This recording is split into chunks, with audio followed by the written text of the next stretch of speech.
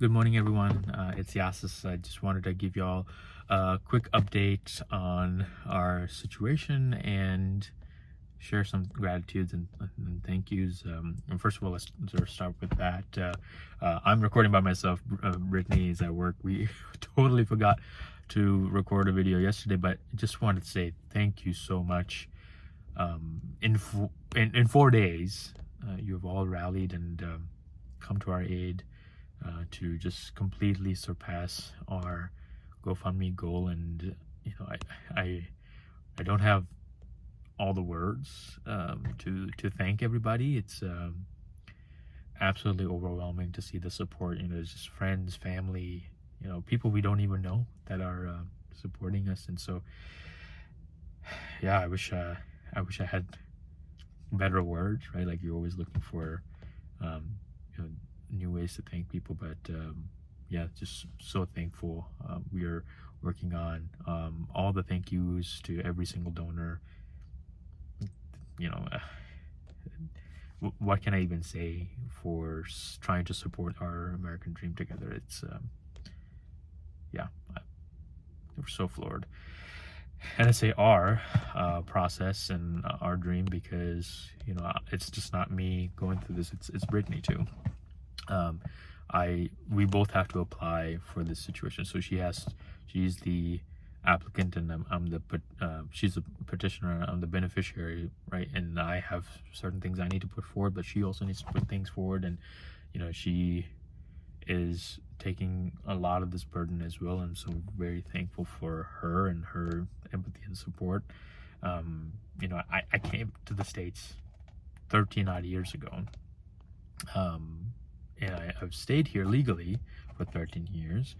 When I came, I didn't have really any intentions of staying. Wanted to go back home and make a life there. But the second I got here, I felt home. Like, I felt accepted here. It's a very,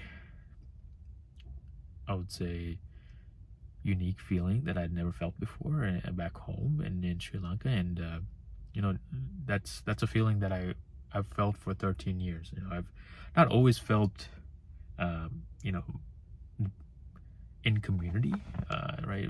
I've not always felt like everyone understands or anyone understands. But then I met Brittany, and she was one of the only people, let's say the only person, to actually sit down and work through what this means to me, and how she can be part of my life. And that's one of the reasons I love her. There's so many more of the reasons, but to have someone actually see you and say, this is, I'm going to learn about this. This is important to me because it's important to you. And not a lot of people have done that for me, and I would say no one. So just maybe a little bit more gratitude towards my wife. But yeah, we're going through this together, so I really appreciate it. The last thing I wanted to share is there's been a couple folks who've reached out and said, hey, we're not very familiar with the immigration process, and we're supporting you, but just don't know a lot. And that's okay. Like, I really appreciate the honesty, and that doesn't make you a bad person. Like, I don't know how to use the bus, right? Because I don't need to use the bus. I have a car. I have the privilege to do that. So I don't need to know everything about the bus, but I know which website to go to, and I can read a little bit more about it, and know enough to get me through, and maybe tell a couple of other people if they need to know. And so I'm leaving some podcasts, some news articles, and some graphics in the description or the comment below, so you can read and participate in some of that knowledge. But I recommend the podcast. I'm a big podcast head myself, not only because it's audio and I appreciate audio, but they share the stories of different immigrants. And so my situation is quite unique, and I'm very privileged to be in the situation I am in. The love and support, and all the paths that led to this moment, they're honestly a very privileged position that I can be in, but that's not everyone's story. And so there's some other stories that are shared in those articles and podcasts, and I really appreciate that perspective.